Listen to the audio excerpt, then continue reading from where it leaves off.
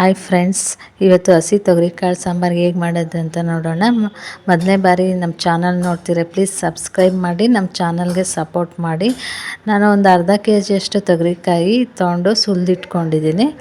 ಮತ್ತು ಮಸಾಲೆಗೆ ಏನೇನು ಬೇಕು ಅಂತ ನೋಡೋಣ. ನಾನು ಒಂದು ಸಣ್ಣ ಸೈಜಿಂದ ಒಂದು 3 ಈರುಳ್ಳಿ ಹಚ್ಚಿಟ್ಕೊಂಡಿದ್ದೀನಿ. ಇದರಲ್ಲೇ ಒಗ್ಗರಣೆಗೆ ಒಂದು ಸ್ವಲ್ಪ ಹಾಕ್ಕೊತೀನಿ. ಕಡಲೆಪಪ್ಪು ಸ್ವಲ್ಪ, ಜೀರಿಗೆ, ಚಕ್ಕೆ, ಲವಂಗ, ಗಸಗಸೆ ಮತ್ತು ತೆಂಗಿನ ತುರಿ ಒಂದು ಸ್ವಲ್ಪ ಹಾಕ್ಕೊಂಡಿದ್ದೀನಿ. ಕಾಯಿ, ಧನಿಯಾ ಪೌಡ್ರು 2 ಸ್ಪೂನ್ ತೊಗೊಂಡಿದ್ದೀನಿ. ಅಚ್ಚ ಖಾರದ ಪುಡಿ 1 ಸ್ಪೂನ್ ತೊಗೊಂಡಿದ್ದೀನಿ. ಅಚ್ಚ ಖಾರದ ಪುಡಿಗಿಂತ ಧನಿಯಾ ಪುಡಿ ಸ್ವಲ್ಪ ಜಾಸ್ತಿ ಇರಬೇಕು, ಚೆನ್ನಾಗಿರುತ್ತೆ. ಈಗ ಶುಂಠಿ ಬೆಳ್ಳುಳ್ಳಿ ತೊಗೊಂಡಿದ್ದೀನಿ. 1 ಇಂಚಷ್ಟು ಶುಂಠಿ, ಒಂದು ಸ್ವಲ್ಪ ಬೆಳ್ಳುಳ್ಳಿ ತೊಗೊಂಡಿದ್ದೀನಿ.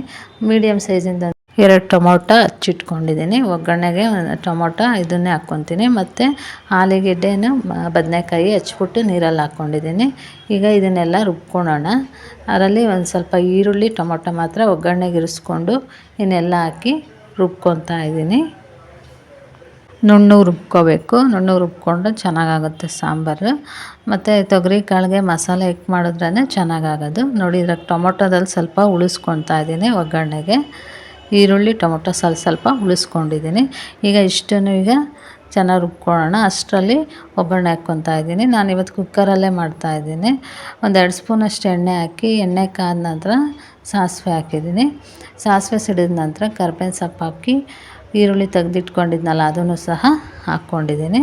ಈರುಳ್ಳಿ ಚೆನ್ನಾಗಿ ಫ್ರೈ ಆದ ನಂತರ ಟೊಮೊಟೊ ಹಾಕ್ಕೊತಾ ಇದ್ದೀನಿ. ಟೊಮೊಟೊ ಸ್ವಲ್ಪ ಚೆನ್ನಾಗಿ ಫ್ರೈ ಆಗಬೇಕು. ಈರುಳ್ಳಿ ಮತ್ತು ಟೊಮೊಟೊ 2 ಚೆನ್ನಾಗಿ ಫ್ರೈ ಆದ ನಂತರ ಕಾಳು ತೊಳೆದಿಟ್ಕೊಂಡಿದ್ದೆ ಅದನ್ನು ಸಹ ಹಾಕ್ಕೊತಾ ಇದ್ದೀನಿ. ಇದು ಅನ್ನಕ್ಕೆ, ಚಪಾತಿಗೆ, ಮುದ್ದೆಗೆ, ಪೂರಿಗೆ ಎಲ್ಲ ಚೆನ್ನಾಗಿರುತ್ತೆ ಈ ಸಾಂಬಾರು.